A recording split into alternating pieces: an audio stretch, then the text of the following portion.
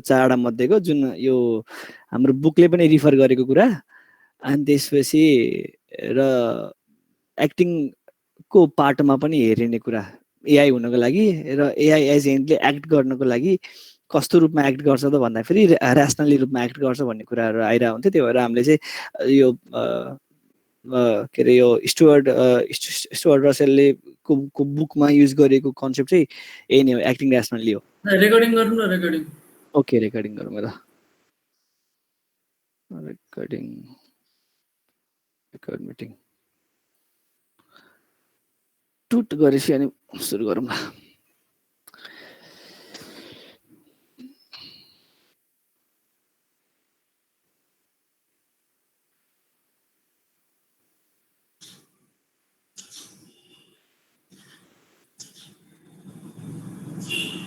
कति बेर लाग्यो रेकर्ड स्टार्ट गर्नु?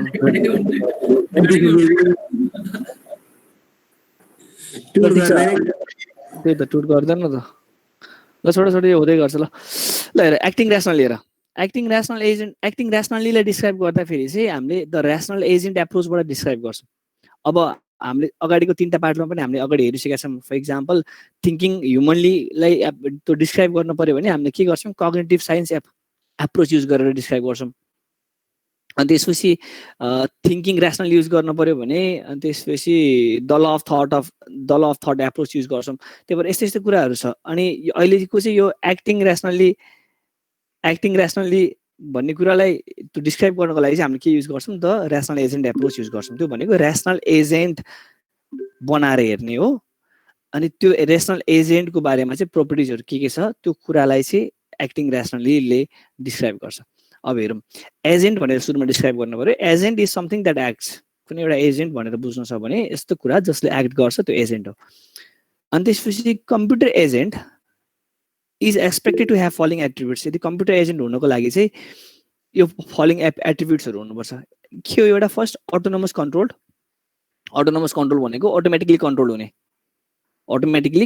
Autonomous control. ऊ आफैमा एउटा कन्ट्रोल सिस्टम भएर बसेको छ, एउटा कन्ट्रोल मेकानिजम भएर बसेको छ भने द्याट इज त्यो चाहिँ एउटा प्रोपर्टी हो, अटोनोमस कन्ट्रोल। अर्को चाहिँ पर्सिभिङ द इन्भाइरोमेन्टबाट पर्सिभ गर्नु पर्यो, इन्भाइरोमेन्टबाट फिडब्याक लिनु पर्यो, इन्भाइरोमेन्टलाई सेन्स गर्नु पर्यो र इन्भाइरोमेन्टलाई के गर्नु पर्यो, एक्सन पनि प्रोभाइड गर्नु पर्यो। इन्भाइरोमेन्टबाट लिने र इन्भाइरोमेन्टमा दिने, त्यस्तो टाइपको के हुनुपर्छ, यो एउटा प्रोपर्टी हुनुपर्छ एउटा एजेन्टमा।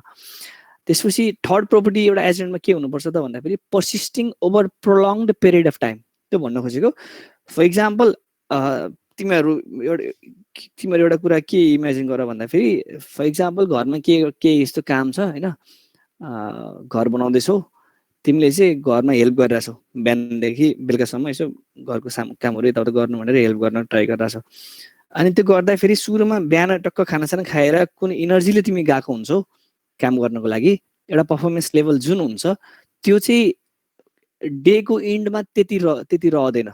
मतलब त्यो चाहिँ पर्सिस्टेन्ट हुँदैन, तिमी पर्सिस्टेन्ट रहन सक्दैनौ, तिम्रो इफोर्ट चाहिँ पर्सिस्टेन्टली दिन सक्दैनौ। कुनै एउटा काम सर्टेन काम गरिरहेछ भने किनकि थकै लाग्छ, बोर लाग्छ एउटै कुरा गरिरहँदा। फेरि अर्को इक्जाम्पल पनि हेर, एउटा लेक्चर कुनै एउटा लेक्चर छ भने 2 घन्टाको लेक्चर छ भने सुरुमा जोइन हुँदाखेरि कतिको एक्साइटमेन्ट हुन्छ र लास्टतिर लेक्चर पुग्दाखेरि कतिको त्यो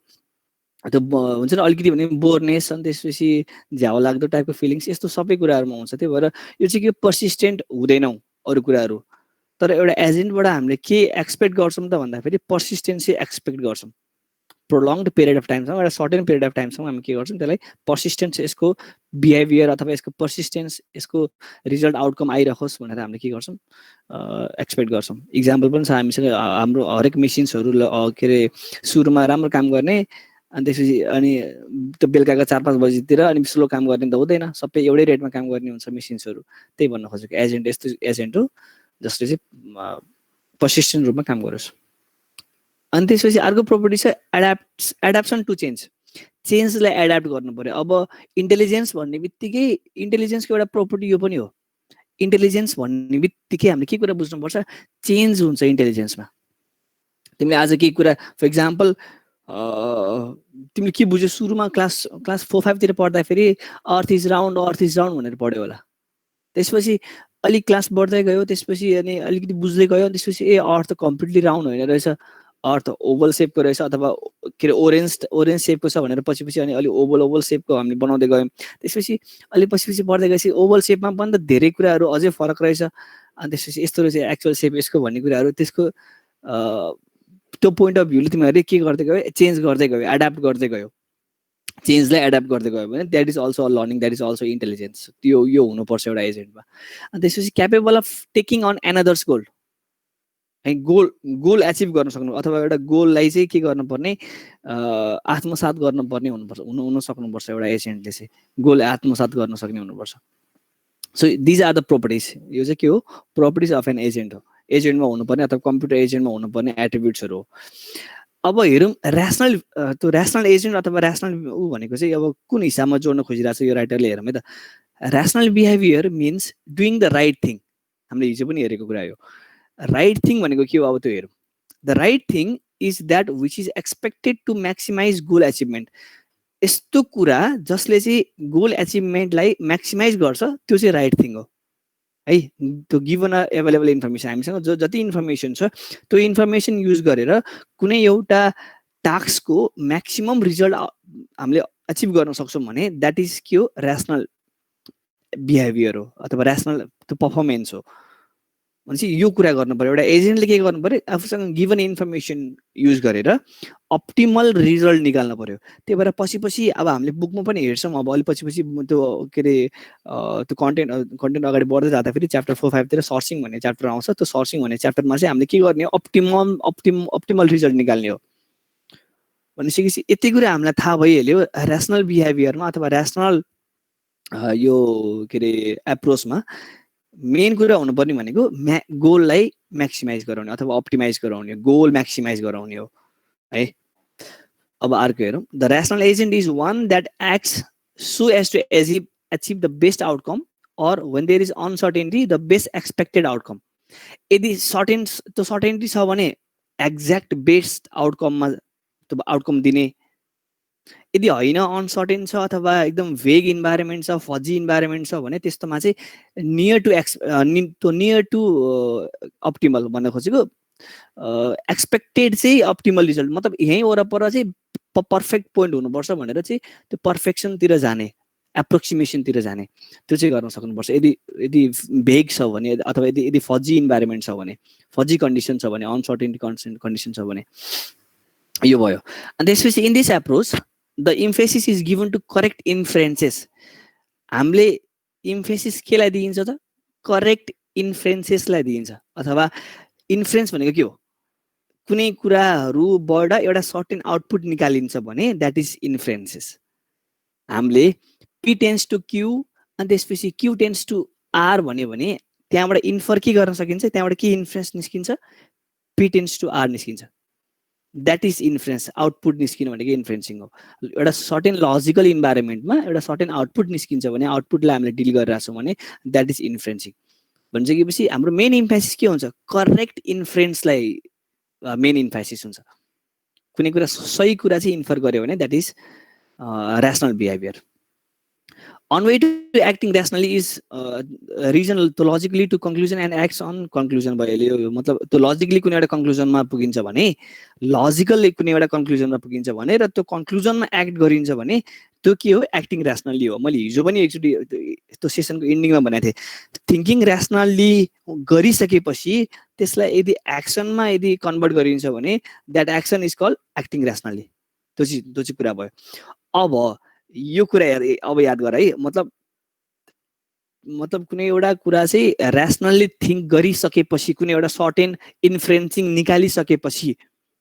बुझ्यो नि, एक्टिङ ऱ्यासनल्ली भनेको मेन चाहिँ करेक्ट इन्फ्रेन्स निकाल्ने। पी टेन्स टु क्यू, अब यो क्यू टेन्स टु आर भयो भने पी टेन्स टु आर भनेर जुन यो निकाल्यो नि, जुन त्यो इन्फ्रेन्सिङ गर्यो नि, त्यो इन्फ्रेन्सिङ गरेर निकालेको आउटपुटमा यदि कन्क्लुजन दिइन्छ भने त्यसलाई ऱ्यासनल बिहेभियर भन्ने अथवा एक्टिङ ऱ्यासनल्ली भन्ने भनेर हामीले बुझ्यौँ। तर त्यो मात्र हुँदैन, त्यो मात्र छैन। अन द अदर ह्यान्ड अर्को कुरा के पनि हुन्छ भन्दाखेरि, on the other hand there are also some way of acting rationally that can not be said to be involve inference. अरू यस्तो कुरालाई पनि ऱ्यासनल्ली भन्न सकिन्छ, एक्टिङ ऱ्यासनल्ली भन्न सकिन्छ जुन कुरामा इन्फ्रेन्सिङ इन्भल्भ नै हुँदैन। मतलब के थट प्रोसेसमा के गएकै हुँदैन, मतलब के सोचेकै हुँदैन, यसपछि यो हो भइसकेपछि यस्तो हुन्छ त्यस्तो कुरा केही पनि युज नगरिकन यदि केही कुरा एक्टिङ गरिन्छ भने र त्यस्तो कुरा पनि यदि ऱ्यासनल छ भने त्यस्तो कुरालाई पनि ऱ्यासनल भन्न सकिन्छ अरे इन्फ्लुएन्सिङ भन्दा बाहेक पनि त्यो कस्तो कुरा हो त्यो भन्दाखेरि for example recoil from a hot stove is a reflex action that is usually more successful than a slower action taken after careful deliberation. भन्न खोजेको तिम्रो यदि हात कतै तिमीलाई थाहा छैन हात कतै लगेर एउटा तातो स्टपमा गएर छोइयो भने तिमीले दिमाग चलाएर मेरो त हात स्टपमा छोयो स्टप त तातो हुन्छ तातो भयो भने पोल्यो भने हात जल्छ त्यही भएर मैले हात तान्नुपर्छ त्यति सोचेर त हात तान्दैनौ नि के गर्छ एउटा रिफ्लेक्स एक्सनले युज गरेर के गर्छ तान्छ हात तान्छ द्याट इज रिफ्लेक्स एक्सन पनि के हो ऱ्यासनल बिहेभियर हो करेक्ट टाइममा करेक्ट कुरा गरेको हो नि त राइट टाइममा राइट डिसिजन लिएको हो नि त भनेपछि द्याट इज अल्सो ऱ्यासनल यो कुरा पनि के हुनुपर्छ इन्कर्पोरेट गर्नुपर्छ ऱ्यासनल यदि एक्सन लिन छ भने भन्नु खोजेको यहाँसम्म क्लियर छ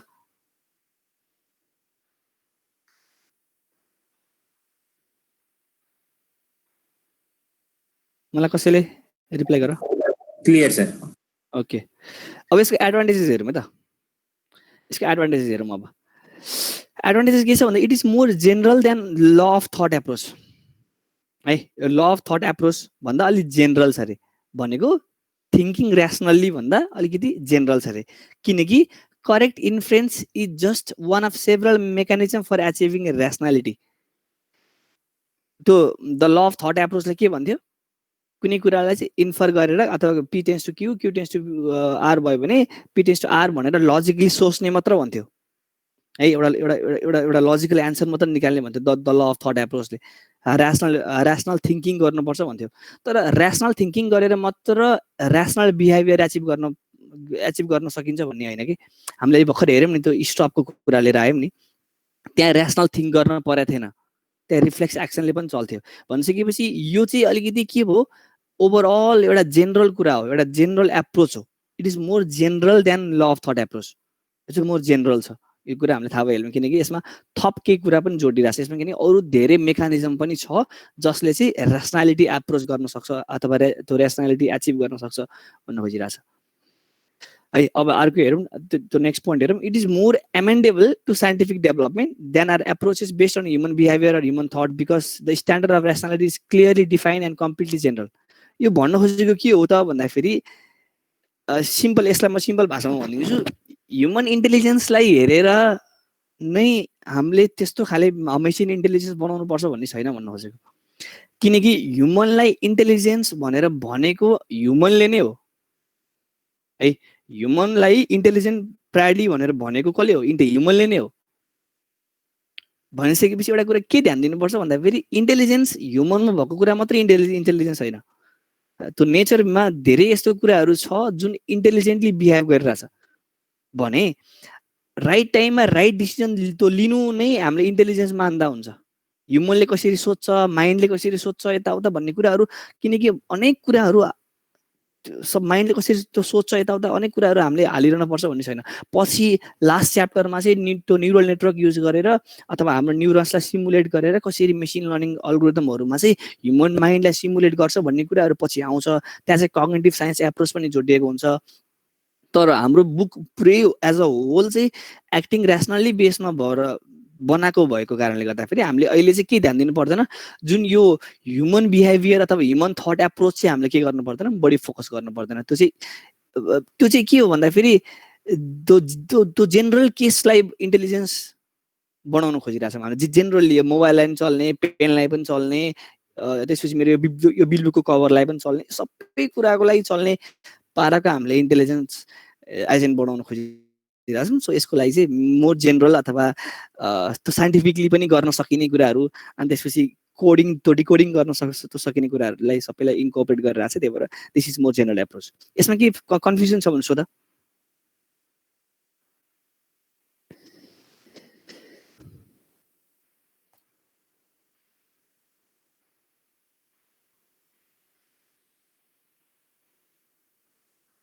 के छ कन्फ्युजन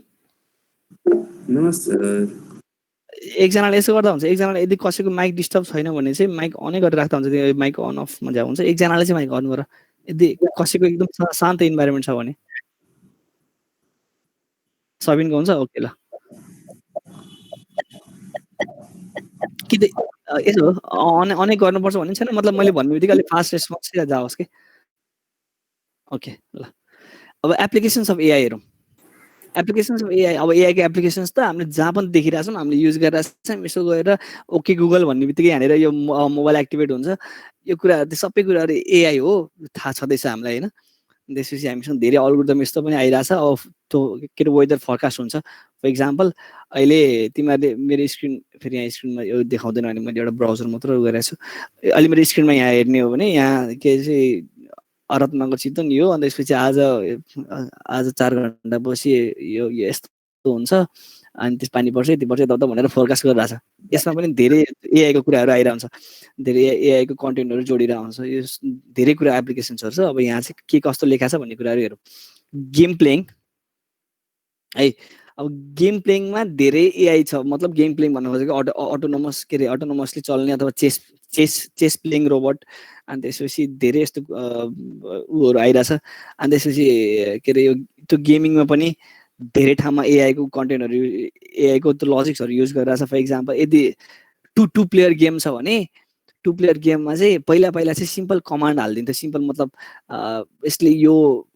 मुभ चलायो भने प्लेयरले यो मुभ चलायो भने मैले यो मुभ चलाउने भन्ने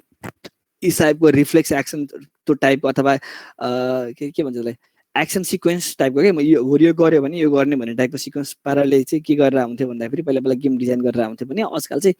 एआई पनि हालेर त्यसपछि अनि इन्टेलिजेन्ट बिहेभियर देखाएर चाहिँ अथवा के अरे ह्युमनको जुन त्यो के अरे ह्युमनले फाइट खेलेको हेर्ने अथवा त्यो क्यामेराले सेन्स गर्ने त्यसपछि त्यही अनुसारको नै उसले लर्न गरेर उ गर्ने टाइपको के अरे अल्गोरिदमहरू डिजाइन भइरहेको छ तिमीहरूले एउटा फिल्म एउटा मुभी थियो भर्खरै त हलिउड मुभी थियो नाम बिर्सेँ मैले बिग हिरो 6 भन्ने हेरेको छौ मुभी बिग हिरो 6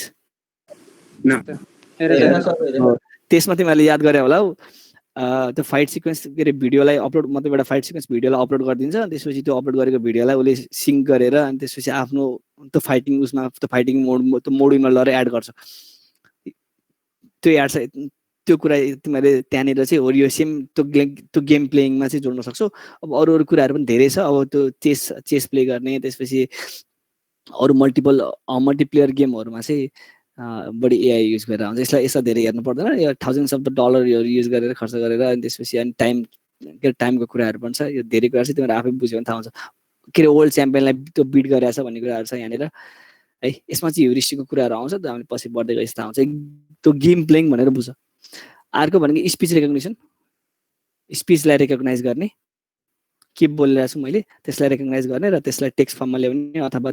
टेक्स्ट फर्ममा ल्याउने हो त्यो के अरे रिप्रेजेन्ट गर्ने हो कि त्यसलाई चाहिँ फर्दर अपरेसनमा लैजाने हो कि यस्तो कुराहरू चाहिँ के हो भन्दाखेरि स्पिच रेकग्निसन या सिरी भइहाल्यो एलेक्सा भइहाल्यो यो सबै कुराहरू छ अन्डरस्ट्यान्डिङ नेचुरल ल्याङ्ग्वेज अब त्यो अघि मैले भने जस्तो त्यो अन्डरस्ट्यान्डिङ नेचुरल ल्याङ्ग्वेज चाहिँ सिरी हो है टेक्स्ट रेकग्निसन पनि छ तर त्यो चाहिँ सिरी नै एक्ज्याक्टली भन्दा पनि अन्डरस्ट्यान्डिङ नेचुरल ल्याङ्ग्वेज चाहिँ एक्ज्याक्टली सिरी हो मैले के कुरा भन्यो भने त्यसले नेचुरल ल्याङ्ग्वेजमा मैले भनिरहेको छु इङ्ग्लिस ल्याङ्ग्वेजमा मैले भनिरहेको छु त्यो कुरालाई उसले के गरेर आउँछ पर्फेक्टली बुझेर चाहिँ त्यसमा फर्दर अपरेसनहरू गरेर मलाई आउटपुट दिएर आउँछ that is natural language understanding है नेक्स्ट भनेको कम्प्युटर भिजन थाहा छँदैछ कम्प्युटर भिजन भनेको चाहिँ तिमीहरूले अहिले चाहिँ के अरे अगमेन्टेड क्यामेराहरू देखिरहेछौ होइन फर इक्जाम्पल यहाँनिर अब यो स्क्रिन छ भने के अरे एउटा मेरो इन्भाइरोमेन्ट छ भने त्यो इन्भाइरोमेन्टमा चाहिँ एउटा भर्चुअल एउटा के अरे जनावरहरू खेलिरहेको एउटा डाइनोसरहरू हिँडिरहेको त्यो कम्प्युटर भिजन गर्छ कम्प्युटर भिजनले नै त्यसको यो इन्भाइरोमेन्टलाई चिप गर्छ त्यसपछि यसको कर्नरहरूलाई यसको एजेसहरूलाई डिटेक्ट गर्छ एजलाई डिटेक्ट गरिसकेपछि उसले एउटा फ्ल्याट सर्फेस बनाउँछ आफ्नो अल्गोरिदमबाट फ्ल्याट सर्फेसमा चाहिँ अब यहाँ यसको खुट्टा कहाँ अगमेन्टेड जुन त्यो डाइनोसर छ त्यसको खुट्टा कहाँ हुनुपर्छ भन्ने कुराहरूलाई लिएर गएर सिङ्क गराएर अनि प्ले गराइदिन्छ त्यो कुराहरू चाहिँ इमेज प्रोसेसिङ प्लस त मसिन लर्निङ अनि त्यसपछि मसिन भिजन यो तिनवटा युज गरेर चाहिँ त्यस्तो कामहरू भइरहेको हुन्छ हामीले पहिला पनि देखिरहेको छ अगमेन्टेड क्यामेराहरू युज गरेर भइरहेको हुन्छ कम्प्युटर भिजन्सहरूको कुराहरू अब्जेक्ट डिटेक्सन पनि यस अब्जेक्ट डिटेक्सन एज डिटेक्सन अनि त्यसपछि यो पेन हो मार्कर हो यो चस्मा हो भन्ने कुराहरू पनि भइहाल्यो त्यस्तो कुराहरू धेरै छ नेक्स्ट आयो अब एक्सपर्ट सिस्टम एक्सपर्ट सिस्टम भनेको चाहिँ अब यसको च्याप्टर नै छ छुट्टै expert system architecture of expert system भनेर नै छ। म अहिले सर भनिदिन्छु, तिमीहरूले यो नोट पढ्दा पनि हुन्छ। म सर यति भनिदिन्छु, एक्सपर्ट सिस्टम भनेको यस्तो सिस्टम जसले एउटा एक्सपर्टको माइन्डलाई त्यो मिमिक गर्न खोज्छ। एक्सपर्टको माइन्डलाई, एक्सपर्टको नलेजलाई एउटा सिस्टम एउटा मोबाइलमा राखिदियो भने र त्यो मोबाइलबाट चाहिँ मैले कुनै एउटा सर्भिस अपरेट गरिरहेको छु भने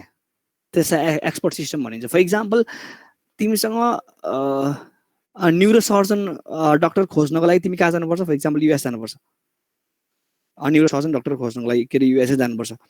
के कन्सल्ट गर्नु पर्यो भने। फर इक्जाम्पल तिमीले के गर्यो, त्यो न्युरोसर्जन डक्टरको सबै नलेजहरूलाई लिएर गएर यो फोनमा हालिदियो। त्यो न्युरोसर्जन डक्टरको सबै नलेजहरूलाई लिएर आएर यो फोनमा हालिदियो र यो सिस्टमलाई चाहिँ तिमीले के गरायो, इन्टरेक्टिभ गराइदियो। पेसेन्टसँग डाइरेक्टली डिल गर्ने होइन, नेचुरल ल्याङ्ग्वेज बुझ्न सक्ने, त्यसपछि बुझेर उसले प्रोसेस गर्ने, प्रोसेस गरिसकेपछि त्यो अल्गोरिदममा अथवा त्यो उसको एक्सपर्ट जुन त्यो डोमेन छ त्यो डोमेनबाट के लर्निङ अल्गोरिदमहरू युज गरेर लर्न गर्ने, त्यसको आउटपुट के हो पत्ता लगाउने र निकालेर दिने।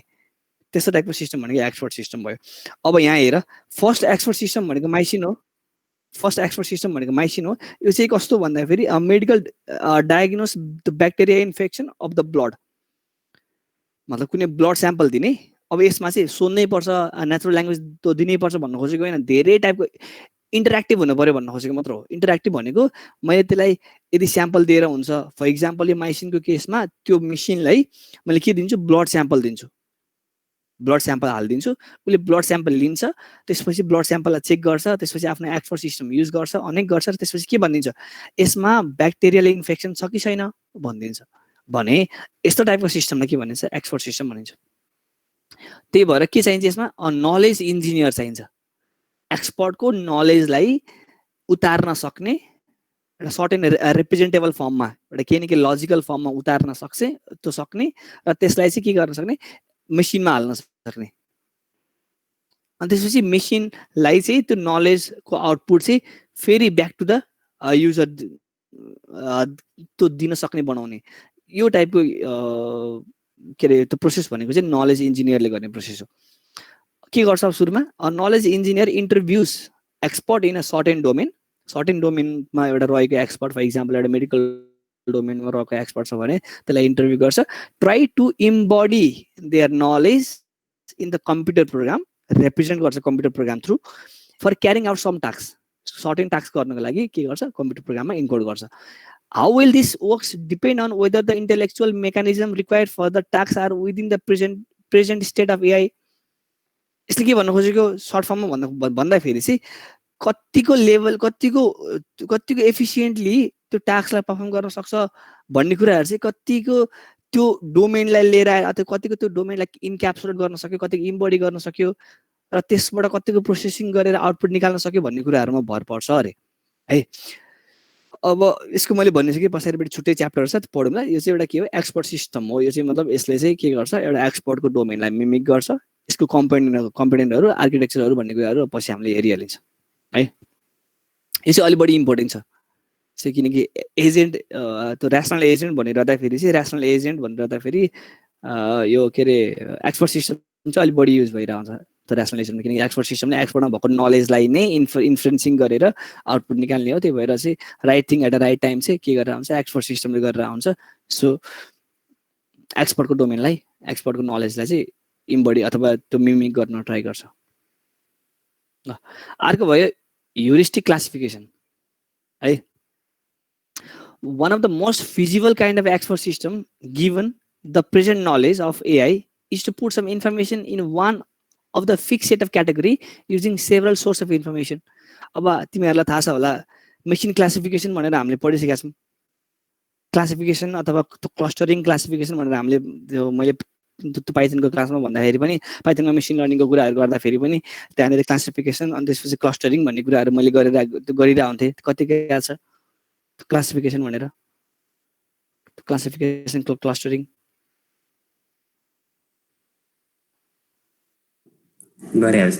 ओके भनेपछि त्यो ह्युरिस्टिक क्लासिफिकेसनले दिएको इन्फर्मेसनलाई युज गरेर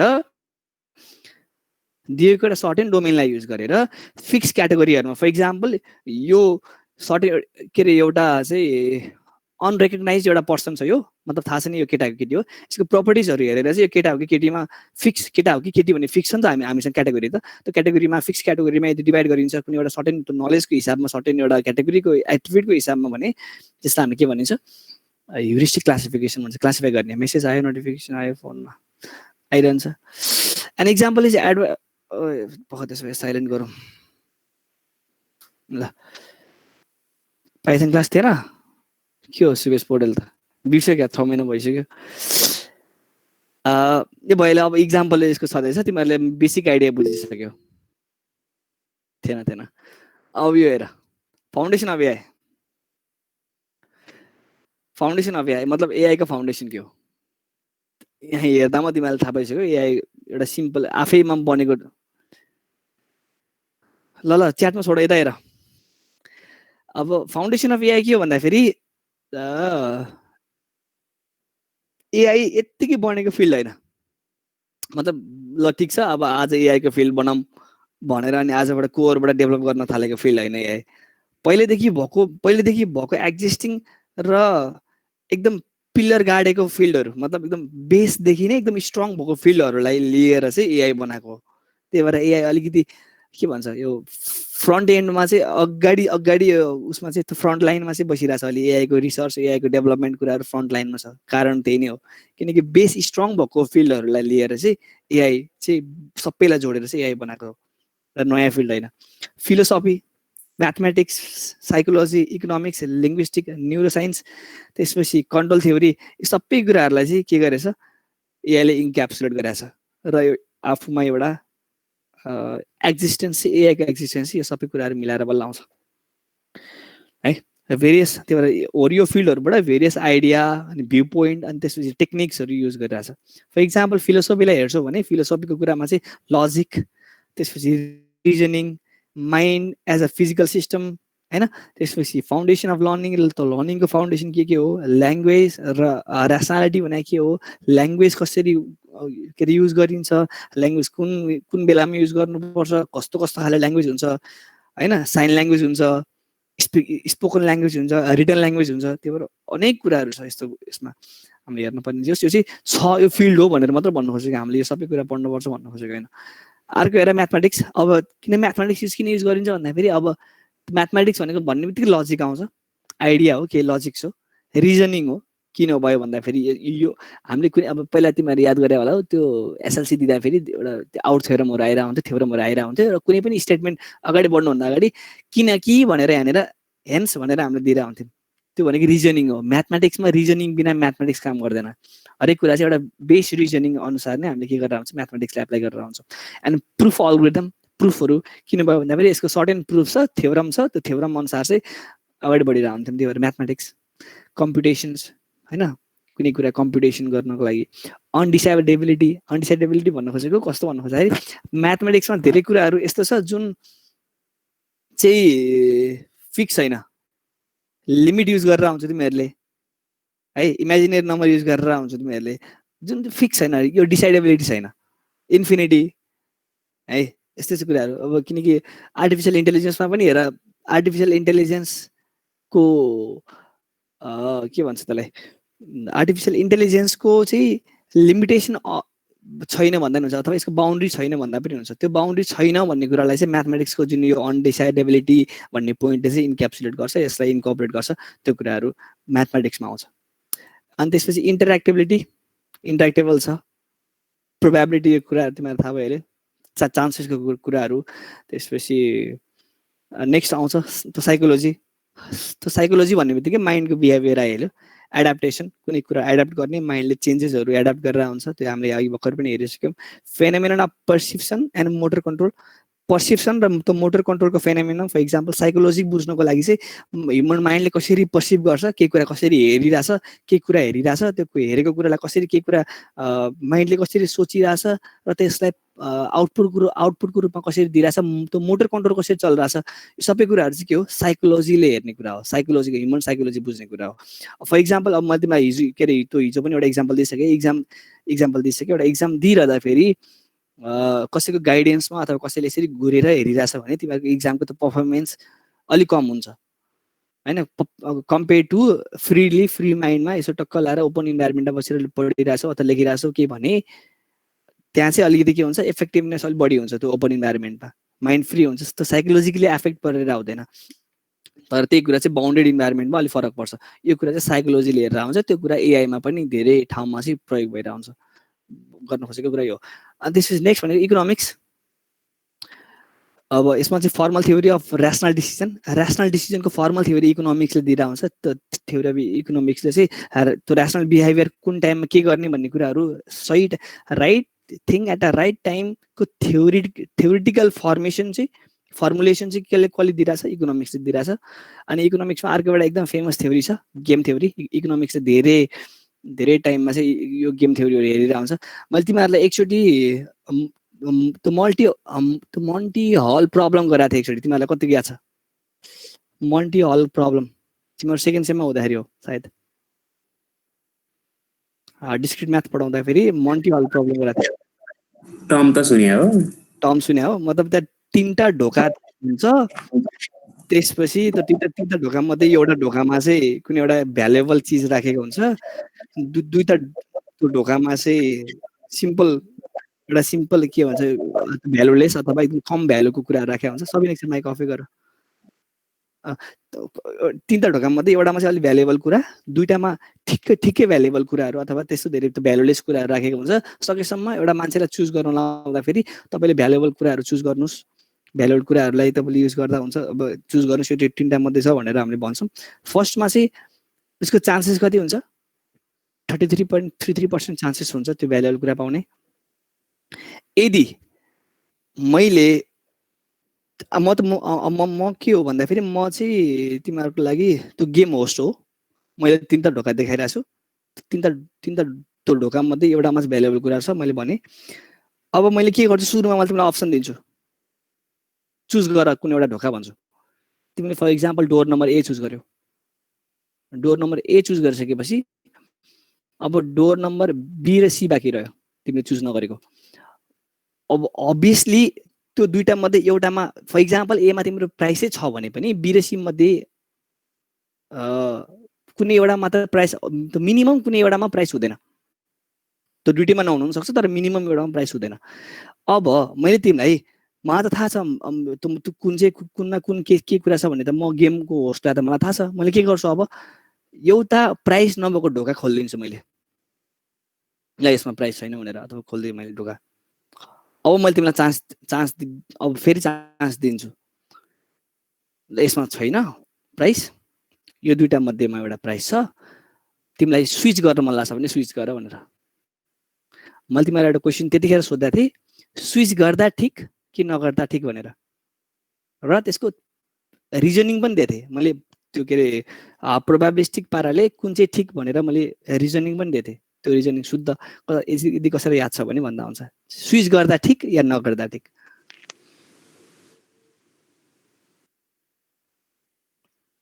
ल पक्कै त एकछिन म एक कुरा सोध्छु ल म सोध्छु पक्का त्यसो भए आस्था श्रेष्ठसँग कन्ट्याक्ट हिजो अस्ति भएको थिएन होइन ल भन त ल आस्था श्रेष्ठ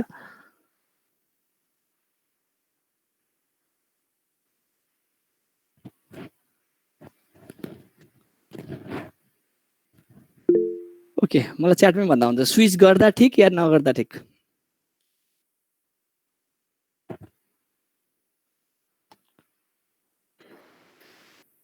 तिमीले एउटा डोर चुज गरिसक्यो पहिले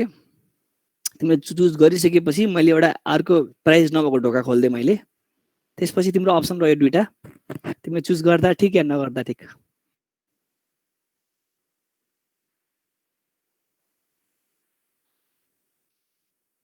गर्दा ठिक ओके अब यसो किन गर्दा ठिक भन्ने कुराहरू अब यो क्लासमा भन्दिनँ म तिमीहरूले एउटा भिडियोको लिङ्क चाहिँ गुगल क्लासरुममा हालिदिन्छु त्यो एकचोटि हेर्दा हुन्छ तिमीहरूले पहिला 33.33 चान्सेस हुन्छ अनि एउटा ढोका खुलेपछि चाहिँ 66.66% हुन्छ अनि चेन्ज गर्दा ठिक नि पर्फेक्ट एन्सर त्यही नै हो किनकि त्यो अर्कोको त्यो जुन भर्खर मैले खोलेको ढोकाको 33.33% चान्सेस पनि अब कुनमा आएर जोड्यो त्यही अब नखोलेको ढोकामा आएर जोड्यो भनेपछि स्विच नगर्दा 33.33 चान्सेस भयो भने स्विच गर्दा फेरि 66.66% चान्सेस भयो भनिसकेपछि गर्दा ठिक हो रि यस्तो कुराहरू चाहिँ गेम थ्योरी अनि त्यसपछि यो के अरे त्यो फर्मुलेसन अफ ऱ्यासनल डिसिजन हैन सही टाइममा सही डिसिजन लिएको नि हो चेन्ज गर्ने कुराहरू यो सबै चाहिँ केमा आउँछ इकोनोमिक्समा आउँछ त्यही भएर इकोनोमिक्सले यसलाई राम्रोसँग इन्कर्पोरेट गरिरहेछ कभर गरिरहेछ यो कुरा तिमीहरूले हेर्दा हुन्छ अब नेक्स्ट भयो लिङ्ग्विस्टिक ल्याङ्ग्वेज नलेजलाई कसरी रिप्रेजेन्ट गर्ने ग्रामर्स भने के हो ग्रामरलाई कसरी रिप्रेजेन्ट गर्ने सबै कुराहरू पछि तिमीहरूले टिओसी पढ्यौ टिओसी अब हो के अरे होइन यही सेममा पढ्ने हो टिओसी पढ्दाखेरि तिमीहरूले चाहिँ अलिअलि यो ग्रामरको कुराहरू पढ्छौ टिओसी भन्दा पनि मेन तिमीहरूले पछि पनि कम्पाइलर पढ्दाखेरि अझै राम्रोसँग पढ्छौ र टिओसीमा पनि हल्का फुल्का पढ्छौ कन्टेक्स्ट फ्री ग्रामर त्यसपछि कन्टेक्स्ट सेन्सिटिभ ग्रामरहरू अनि यो सबै ग्रामरहरू तिमीहरूले पढ्छौ टिओसीमा अनि त्यसपछि पछि चाहिँ कम्पाइलर डिजाइनमा पनि पढ्छौ कम्पाइलर डिजाइन तिमीहरूको हटा जस्तो के हो हटा हो र फिफ्थमा छ क्या होइन फिफ्थमा कि सिक्समा छ ओके ल ठिक छ भने चाहिँ त्यो कम्पाइलर डिजाइनमा अथवा टिओसीमा पढिहाल्छौ तिमीहरूले त्यो यो ग्रामरको बारेमा म चाहिँ ग्रामरलाई कसरी रिप्रेजेन्ट गर्ने भन्ने कुराहरू हो यो अब नेक्स्ट छ न्युरो साइन्स भयो न्युरो साइन्स फिजिकल त्यो substrate for mental activities neuroscience बुझ्नु त्यो न्युरोन्सको बारेमा यदि बुझ्न सक्यो भने न्युरोन्सले कसरी कम्युनिकेट गर्छ बुझ्न सक्यो भने हैन अनि के अरे कम्प्युटर सिमुलेट गर्न सकिन्छ अब यसको हामीसँग फिल्ड पनि छ त्यो के अरे न्युरल नेटवर्क भनेर हामीसँग एउटा एआईको फिल्ड पनि छ त्यो कुरा त्यतिखेर पनि हामीले हेरिन्छ यो चाहिँ न्युरल साइन्सको कुरा भयो है मेन्टल एक्टिभिटीलाई ट्र्याक गर्ने अथवा मेन्टल एक्टिभिटी ट्र्याक गरिरहँदा फेरि त्यो न्युरोन्सहरूको चाहिँ सबसाइडल फर्म्सहरूलाई चाहिँ त्यो ट्रेस गर्ने एक्जाम्पल त्यो तिमी सुत्दाखेरि कुन कुन पार्टको न्युरोन्सहरू एक्टिभ भइरहेको हुन्छ उठ्दाखेरि कुन पार्टको न्युरोन एक्टिभ भइरहेको हुन्छ यति मात्रै कुराहरू थाहा भयो भने कुन चाहिँ कर्टेक्सले के काम गरिरहेछ भन्ने कुरा मात्र थाहा भयो भने धेरै त्यो इन्ट्युसन आउँछ नलेज आउँछ अनि त्यसपछि त्यही टाइपको सिमुलेट गर्न सकिन्छ हामीसँग छ यसको फिल्ड पनि कन्ट्रोल थ्योरी भइहाल्यो कन्ट्रोल थ्योरीले चाहिँ एउटा सिस्टम डिजाइनको काम गर्छ एउटा आर्किटेक्चरल डिजाइनको काम गर्छ सिस्टमले कन्ट्रोल मेकानिजम कसरी बनाउने हैन हिँड्ने कसरी अब त्यो कन्ट्रोल थ्योरीले भन्न खोजेको चाहिँ के हो भन्दाखेरि एउटा कोर इन्जिन कसरी बनाउने भन्न खोजेको फर इक्जाम्पल एउटा रोबोट हो यो एउटा रोबोट यो हो भने यो मेरो मोबाइल रोबोट हो भने यहाँबाट चाहिँ मैले यसको कन्ट्रोल सेन्ट्रल युनिट त्यो सेन्ट्रल कन्ट्रोल युनिट चाहिँ मैले कसरी डिजाइन गर्ने यसको लागि कस्तो सिस्टम युज गर्दा हुन्छ यसको स्टेबिलिटीको कुरा के छ हैन यसले अप्टिमल रिजल्ट कसरी निकाल्ने यसको डिजाइन कसरी गर्ने अप्टिमल एजेन्टको डिजाइन गर्दा फेरि मेन डिजाइन गर्नु पर्नु भनेको कन्ट्रोल थ्योरी हो कन्ट्रोल सिस्टम डिजाइन गर्नुपर्छ है त्यो कुराहरू हामीले यस कोर्समा हेरिन्छ अब नेक्स्ट छ यो हिस्ट्रीको कुरा आयो हिस्ट्रीको कुराहरू म यहाँ सर भनिरहदिनँ तिमीहरूले म नोट प्रोभाइड गरिदिन्छु यो गरिदिइसके पनि होला यो च्याप्टर 1 को त च्याप्टर 1 को नोट पनि प्रोभाइड गरिदिन्छु कि त्यो नोटहरू सर हेर हिस्ट्रीको कुराहरू कहिले सोधिदिरा हुन्छ त्यस्तो इम्पोर्टेन्ट त छैन तर कहिले सोधिरा हुन्छ कहिलेबाट तिमी तपाईले आफ्नै भाषा सर भन्दिन हैन यो नपल्टाइकिन ठीक छ ओके अब पूजा म्याम हैन नि त अहिले मोनिका म्यामको सुरु स्मित्र यो माइक अफ गर सरी के भएन होता है कभी अब यो चाहिँ सर भन्नुभन्दा पनि यसो पोइन्ट हो मेन फ्याक्ट हो यो टाइममा यो भयो भन्ने कुरा हो तिमीहरू सर हेर्दा हुन्छ यो अहिले यो क्लासमा चाहिँ मैले नगर्दा ठिक होला जस्तो लाग्यो किनकि भोलि एसाइनमेन्टको रूपमा पनि मैले यहीँबाट पुरा अलिअलि कुराहरू हाल्छु किनकि कतिको पढ्यो भन्ने कुरा पनि थाहा हुन्छ र यहीँबाट हालिदिन्छु त्यही भएर आजको लागि एसाइनमेन्ट पनि यहीँबाट दिन्छु भन्ने हिसाबले चाहिँ गर भन्ने कुरा है त यो कुरा हेर हिस्ट्री छ केही पनि कुरा छैन यतिमा यो भयो भन्ने कुराहरू के कुरा बुझेन भने मलाई भोलि सोध क्लासमा